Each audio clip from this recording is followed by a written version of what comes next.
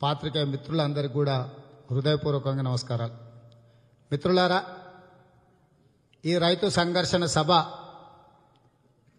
ఆనాడు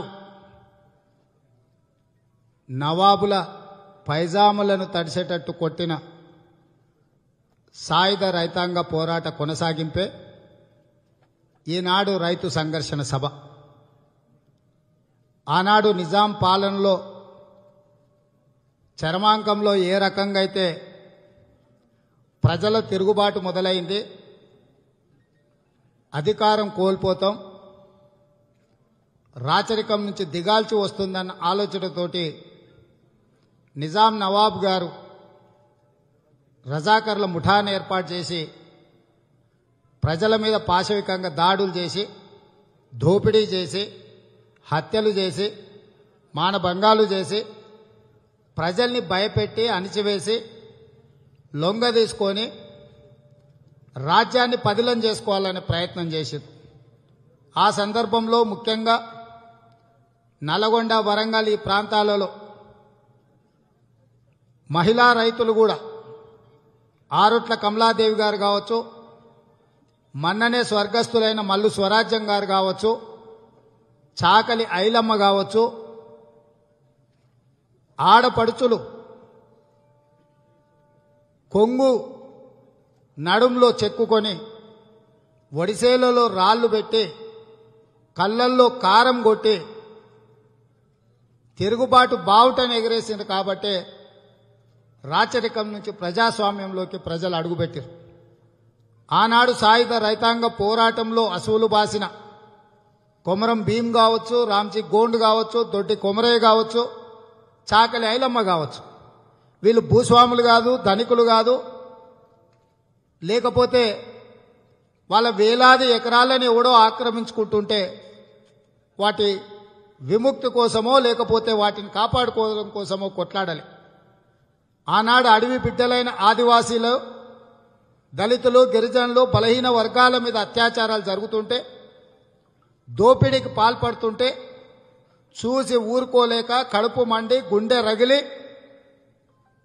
ఆయుధాలను చేతబట్టి ఆనాడు నిజాం నవాబును పొలిమేర్లు దాటే వరకు తరిమి తరిమి కొట్టి తెలంగాణ ప్రాంతానికి విముక్తి కలిగించి చరిత్రలో సుస్థిరమైన స్థానాన్ని ఏర్పాటు చేసుకొని ఈ భూ ప్రపంచం మీద ఎక్కడ భూమి కోసం, భుక్తి కోసం, విముక్తి కోసం పోరాటం జరిగిన తెలంగాణ ఉద్యమాన్ని స్ఫూర్తిగా తీసుకునే విధంగా ఒక గొప్ప ఉద్యమాన్ని నడిపించి నాయకత్వం వహించి ప్రపంచానికి ఆదర్శంగా నిలబడ్డ గడ్డ ఈ వరంగల్ గడ్డ. ఇవాళ కాంగ్రెస్ పార్టీ రైతుల కోసమో, కాంగ్రెస్ పార్టీ కోసమో, ఎన్నికల కోసమో సభ నిర్వహించుకోవాలంటే ఎక్కడైనా నిర్వహించుకోవచ్చు. నా సొంత జిల్లా పాలమూరు గడ్డ మీద కూడా చేయొచ్చు. అద్భుతమైన సభను నిర్వహించే శక్తి సామర్థ్యాలు మా కాంగ్రెస్ పార్టీ శ్రేణులకు ఉన్నా రాహుల్ గాంధీ గారి సూచన మేరకు, శ్రీమతి సోనియా గాంధీ గారి ఆదేశాల మేరకు వరంగల్ నడిగడ్డలో రైతు సంఘర్షణ సభ పెట్టమని ఆదేశాలు అధిష్టానం నుంచి ఇచ్చింది. చర్చ జరిగినప్పుడు వరంగల్లో పెట్టాలనా, నల్గొండలో పెట్టాలనా, హైదరాబాద్లో పెట్టాలనా, లేకపోతే నిజామాబాద్, కరీంనగర్ ప్రాంతంలో పెట్టాలనా అని చర్చ జరిగినప్పుడు రాహుల్ గాంధీ గారు నాకు సూచన చేశారు. తెలంగాణ ప్రాంతంలో ప్రతి మార్పుకు మొదటి పునాది రాయి పడేది వరంగల్ జిల్లాలో, కాబట్టి నువ్వు వరంగల్ నుంచే పని మొదలుపెట్టు అని. పక్కనున్న ఒక మిత్రుడు అన్నాడు, వరంగల్లో మరి మా సభ విజయవంతం అవుతుందో కాదో, ఎట్లుంటుందో మనకు తెలియదు కదా, మనకు పూర్తిగా పట్టున్న ప్రాంతంలో సభ పెడితే ఎట్లుంటుందని ఇంకొక మిత్రుడు అంటే రాహుల్ గాంధీ గారు చెప్పారు, ఇది కాంగ్రెస్ పార్టీ ఎన్నికల కోసం పెడుతున్న సభ కాదు, మన వాళ్ళని ఎమ్మెల్యేలో, ఎంపీలుగానో గెలిపించే మంత్రులు, ముఖ్యమంత్రులు చేయమని అడుగుతున్న సభ కాదు. పట్టెడన్నం పెట్టే బుక్కడు మెతుకులు తినలేని పరిస్థితిలో కళ్ళాల్లో కుప్పల మీద గుండెలు పగిలి చచ్చిపోతున్న రైతుల కోసం సాయుధ రైతాంగ పోరాట స్ఫూర్తిని తీసుకొని మనం వరంగల్ గడ్డ మీద పెడుతున్నాం. ఇది ప్రజల బాధ్యత, ఇది రైతుల బాధ్యత, ఇది విద్యార్థుల బాధ్యత, ఇది ఉద్యమకారుల బాధ్యత, ఇది అమరవీరుల కుటుంబాల బాధ్యత. కాకతీయ యూనివర్సిటీ విప్లవాలకు పునాదులేసిన ఈ ప్రాంత విద్యార్థుల బాధ్యత. మీరు తేదీ ప్రకటించండి, సభాస్థలం ఎక్కడో మీరు చెప్పండి. విజయవంతం చేసుకునే బాధ్యత ప్రజలు తీసుకుంటారు, ప్రజలే నాయకత్వం వహిస్తారు. ఇది ప్రజల బాధ్యత. ప్రజలకు అవసరమైనప్పుడు అవసరమైన మేరకు స్పందించే గుణం ఈ గడ్డ మీద నేలకుంది, నీళ్లకుంది, గాలికుంది. ఈ వరంగల్ గడ్డ స్ఫూర్తినిస్తుంది. సభ విజయవంతమై వరంగల్ గడ్డ మీద నుంచి దిక్కులు పిక్కటిల్లేలా ఈ రాష్ట్రానికి విముక్తి మేము కలిగిస్తామని గ్రామ గ్రామాన కథానాయకుల యువకులు కదిలి వస్తారు. మీరెవరు ఆలోచన చేయాల్సిన పని లేదు. మీరందరూ కలిసిపోయి సభాస్థలిని పరిశీలించి తారీఖును ప్రకటించండి. జరగాల్సిన కార్యక్రమాలు మొత్తం ఆ ప్రాంత యువకులే వాళ్ళ భుజాల మీద వేసుకొని ఈ కార్యక్రమాన్ని పూర్తి చేస్తారని రాహుల్ గాంధీ గారు నాకు చెప్పినరు అని అంటే వారికి ఈ ప్రాంతం పట్ల, ఈ ప్రజల పట్ల, ఈ విద్యార్థుల పట్ల, ఈ రైతుల పట్ల, ఈ ప్రాంత ఆడపడుచుల పోరాట స్ఫూర్తి పట్ల వారికి ఎంత స్పష్టత ఉన్నదో, మాకంటే ఎక్కువ అవగాహన ఉన్నదో అప్పుడు నాకు అర్థమైంది. కాబట్టే మిత్రులారా, సాయుధ రైతాంగ పోరాట స్ఫూర్తిని తీసుకొని మలిదశ సాయుధ రైతాంగ పోరాటం అనుకోండి ఈరోజు ఈ రైతు సంఘర్షణ సభ. ఈ రైతు సంఘర్షణ సభలో ముఖ్యంగా చనిపోయిన రైతాంగ కుటుంబాలను రాష్ట్ర ప్రభుత్వం ఆదుకోలే, అనాథలుగా బజార్ల మీద వదిలేసింది. కనీసం ఆ కుటుంబాలను పరామర్శించిన పాపాన పోలే. అదేవిధంగా ఎన్నికల సందర్భంగా ₹1,00,000 రైతు రుణమాఫీ చేస్తా అని పేద రైతులను ఆశకు ఉసిగొల్పి ఎన్నికలలో నెక్కి గద్దెనెక్కి 3 బడ్జెట్లు దాదాపుగా 6.5 లక్షల కోట్ల రూపాయలు ఖర్చయితే కనీసం 15,000 కోట్ల రూపాయలు ఈ రైతు రుణమాఫీకి కేటాయించకపోవడం వల్ల రైతు ₹1,00,000 రుణం తెచ్చుకుంటే ఈ 3.5 సంవత్సరాలలో అది 2 లక్షలై తడిసి మోపెడయి రైతులు దివాలా తీసి బ్యాంకులకు వెళ్లి మళ్ళీ అప్పు తెచ్చుకోలేక మిత్తిలు తెచ్చుకునేటోళ్ళ దగ్గరికి పోయి వడ్డీలు తెచ్చి వడ్డీలు కట్టలేక అప్పులు ఇచ్చినోడు ఇంటి ముందల ఉంటే భార్య బిడ్డల ముందల తల ఉంచుకోలేక అవమానాన్ని భరించలేక పురుగుల మందు దాగి చచ్చిపోతున్న సంఘటనలు కోకొల్లలు. వాళ్ళ కోసం 6 గాళ్ళం కష్టపడి ఆలి మెడలో ఉన్న తాలిని తెగనమ్మి పెట్టుబడి పెట్టి పండించిన పంటకు గిట్టుబాటు ధర రాక కళ్ళాల్లో కుప్పల మీద గుండెలు పగిలి చచ్చిపోతుంటే ప్రభుత్వం వైపు నుంచి సహకారం అందక పండించిన పంటను కొనుగోలు చేయక ఈ ప్రాంతంలో ముఖ్యంగా మిర్చి రైతులు పంట పండిస్తే కేసీఆర్ గారు చెప్పిన వరి కాదు ప్రత్యామ్నాయ పంటలేయండి అని అంటే వరంగల్ ప్రాంతంలో చైతన్యం ఉన్న రైతులు మిర్చి పంటను పండిస్తే మిర్చి పంటకు గుర్తుపట్టని తెగులు వచ్చి లక్షలాది ఎకరాల పంట నష్టపోతే రైతులు దాదాపుగా ఈ ప్రాంతంలో ఒక మహబూబాబాద్ ప్రాంతంలోనే 22 మంది మిర్చి రైతులు చచ్చిపోతే ఆత్మహత్యలు చేసుకుంటే కనీసం ఆ కుటుంబాలు ఎట్లున్నాయని పలకరించలేదు. గతంలో ఏదైనా పంట పొలాలలో ఏదైనా పంటకు తెగులొచ్చినా పురుగు తగిలినా పంట నష్టపోయినా తక్షణమే వ్యవసాయ శాఖకు సంబంధించిన అధికారులు ఎన్జీ రంగ అగ్రికల్చర్ యూనివర్సిటీ నుంచి నిపుణులను పంపించి సైంటిస్టులను పంపించి ఆ చేనుకు వచ్చిన తెగులేంది దానికి పట్టిన పురుగేంది అని పరిశీలించి తక్షణమే వాటిని పరిష్కరించే బాధ్యత ప్రభుత్వం తీసుకునేది. ఇవాళ లక్షలాది ఎకరాలలో మిర్చి పంట తెగులుకు బలి అయిపోయి రైతులు చచ్చిపోతుంటే కనీసం దాన్ని పరిశీలించడానికి బృందాలను పంపించే కనీస బాధ్యత కూడా రాష్ట్ర ప్రభుత్వం తీసుకోలే. ఇలా చెప్పుకుంటూ వెళ్తే కేసీఆర్ గారు అంటున్నారు ఇవాళ మీరు ఊరేసుకుంటే ఊరేసినట్టే. నేను అడుగుతున్న రాష్ట్ర ముఖ్యమంత్రి గారిని సూటిగానే ప్రశ్నిస్తున్న రైతుల తరఫున నిజామాబాద్ జిల్లాలో ఉన్న చెరుకు ఫ్యాక్టరీలను మూసేయడం వల్లనే కదా 10 లక్షల ఎకరాలలో చెరుకు పండించే రైతులు ప్రత్యామ్నాయ పంట కింద వరి వైపు మళ్ళీరు.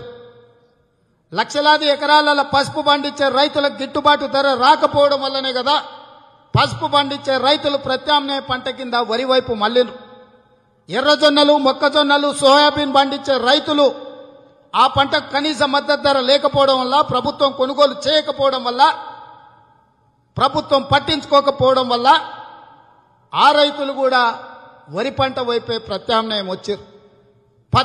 పత్తి చేన్లలో పత్తి సరైన దిగుబడి రాక విత్తనాలు నకిలీ వచ్చి రైతుల జీవితాలతో చెలగాట మారుతుంటే నకిలీ విత్తన కంపెనీలతో కమిషన్లు కొట్టి 100 కోట్లు సంపాదించుకున్న మీరు ఆ నకిలీ విత్తన కంపెనీల భరతం పట్టకపోవడం వల్ల పత్తి పండిస్తే నష్టం జరుగుతుందని చెప్పి ఆ రైతులు వరి పంట వైపే మళ్ళిండ్రు కదా. మిర్చికి సరైన గిట్టుబాటు ధర రాక వరంగల్లో ఉండే మార్కెట్లో వేలాది మిర్చి బస్తాలు వస్తే కొనేటోళ్లు లేక, అంతకంటే ముందు ఖమ్మంలో పండించిన మిర్చికి గిట్టుబాటు ధర అడిగితే అక్కడ ఉండే మార్కెట్లో ఉండే వ్యాపారులు, దళారులు మూటగట్టి ముఠాలుగా మారి అగ్బొక్ కొంటుంటే కడుపు మండిన రైతులు నిరసన తెలిపితే గిరిజన ఆదివాసీ రైతులకు బేడీ లేచి నడి బజార్లు నడిపించిన నీచమైన చరిత్ర నీ వెనకాల పెట్టుకొని మిర్చి పండిస్తే గిట్టుబాటు అరిగితే జైళ్ల పాలు కావాల్సి వస్తుందని ఆ రైతులు కూడా వరి వైపు మళ్తే పాలమూరు జిల్లాలో కందులు కావచ్చు, ఆమ్దాలు కావచ్చు, పచ్చజొన్నలు కావచ్చు, లేకపోతే తైదలు కావచ్చు, సజ్జలు కావచ్చు, ఇలాంటి పంటలు పండించే రైతుల గిట్టుబాటు ధర ఇవ్వకపోవడం వల్ల ఆ రైతులు కూడా వరి వైపు మళ్లితే హైదరాబాద్ చుట్టుముట్టూత పాలు, పండ్లు, కూరగాయలు తోటలు పెట్టి, ద్రాక్ష తోటలు పెట్టి పంటలు పండించే రైతులకు సరైన ప్రోత్సాహం ఇవ్వకపోవడం వల్ల, పాడి పరిశ్రమలను రాష్ట్ర ప్రభుత్వం నిర్లక్ష్యం చేయడం వల్ల ఆ రైతులు కూడా వరి వైపు మళ్లితే నువ్వే కదా చెప్పింది 24 గంటల ఉచిత విద్యుత్ ఇస్తున్నాం, 1 కోటి ఎకరాల మాగాణం చేస్తున్నాం, కాళేశ్వరం కట్టినాం, పాలమూరు రంగారెడ్డి ఎత్తిపోతలు కట్టినాం, 1 కోటి ఎకరాలకు నీళ్లు ఇస్తున్నాం, ఈ ఉచిత కరెంట్ ఇస్తున్నాం, 24 గంటలకు రైతులకు ఉచిత విద్యుత్ ఇస్తున్నాం అన్న తర్వాతనే కదా ఇవన్నీ నీ మాటలు నమ్మి 1 కోటి ఎకరాలు ఇయ్యాల ఈ రాష్ట్రంలో పండించే వివిధ రకాల పంటలన్నీ కూడా కాలగర్భంలో కలిసిపోయి రైతుల వ్యవసాయం నుంచి ప్రభుత్వం పట్టించుకోకపోవడం వల్ల, ప్రభుత్వం నిర్లక్ష్యం వల్ల, కేసీఆర్ దోపిడీ వల్ల రైతులందరూ వరి వైపు మళ్ళిన తర్వాత ఇవాళ కేసీఆర్ ఏమంటున్నాడంటే ఊరేస్తే ఊరేసుకున్నట్టే అంటున్నాడు. నేను అడుగుతున్న ఈ రాష్ట్ర ముఖ్యమంత్రి గారు అన్ని పంటలు పండించే వాళ్ళందరినీ కూడా ప్రత్యామ్నాయంగా వరి వైపు ఉసిగొలిపి చివరికి ఊరేసుకోవాలంటే తెలంగాణ మొత్తాన్ని పడావు పెట్టి ఈ ప్రాంత రైతులను ఈ దుఃఖంతో, ఈ బాధతోటి తాగుబోతులను తయారు చేసి ఇంటింటికి సందులో బెల్ట్ షాపులు తీసుకొచ్చి 10,500 కోట్ల రూపాయల ఆదాయం ఉన్న 2014 ఎక్సైజ్ ఆదాయం ఇవాళ 36,000 కోట్ల రూపాయలకు ఎక్సైజ్ ఆదాయం పెరిగింది. ఆ ఎల్ల 6 పబ్బులు 50 ఏళ్లు కాంగ్రెస్ పార్టీ అధికారంలో ఉన్నప్పుడు హైదరాబాద్లో 6 పబ్బులకు అనుమతిస్తే కేసీఆర్ వచ్చిన 6 ఏళ్లలో 89 పబ్బులకు అనుమతులు ఇచ్చాడు. నేను ఇవాళ అడుగుతున్న ఎక్కడ ఆటోలు ఆపినా, ఎక్కడ లారీలు ఆపినా, ఎక్కడ కంటైనర్లు ఆపినా వందలాది కిలోల గంజాయి దొరుకుతుందంటే ఇవాళ నువ్వు అన్ని దారులు మూసేసి రైతులను గంజాయి పండించే వైపు ఉసిగొలిపి ఇవాళ ఇక్కడ ఉండే యువకులు పోరాట స్ఫూర్తితోని ఒకప్పుడు కాకతీయ యూనివర్సిటీ గోడల మీద, సిరిసిల్ల జగిత్యాల రైతాంగ పోరాటాలు వర్ధిల్లాలి అని నినాదాలు రాసిన గోడల మీద ఇవాళ పబ్బులవి, క్లబ్బులవి అడ్వర్టైజ్మెంట్లు వచ్చినాయంటే ఎంత తెలంగాణ సంస్కృతిని నిర్వీర్యం చేసి బానిసలుగా మార్చి గంజాయి, డ్రగ్స్, క్లబ్బులు, పబ్బుల సంస్కృతిని తీసుకొచ్చి తెలంగాణ సంస్కృతిని 60 సంవత్సరాల సమైక్య పాలనలో ఉమ్మడి రాష్ట్రంలో విధ్వంసం చేయలేనంతగా కేసీఆర్ ఈ తెలంగాణ రాష్ట్ర ప్రజల యొక్క సంస్కృతిని ఇవాళ విధ్వంసం చేసిండు. హాయ్ ఫ్రెండ్స్, మా టుడే టుమారో యూట్యూబ్ ఛానల్ చూస్తున్నందుకు చాలా థ్యాంక్స్. మరిన్ని లేటెస్ట్ వీడియోస్ కోసం వెంటనే సబ్స్క్రైబ్ చేయండి. అలాగే ఈ బెల్ ని కూడా రింగ్ చేసేయండి. మా నోటిఫికేషన్స్ అన్ని మీ మొబైల్లో వస్తాయి. అలాగే మా వీడియోస్ మీకు నచ్చితే లైక్ చేయండి, షేర్ చేయండి, నచ్చకపోతే కామెంట్ చేయండి.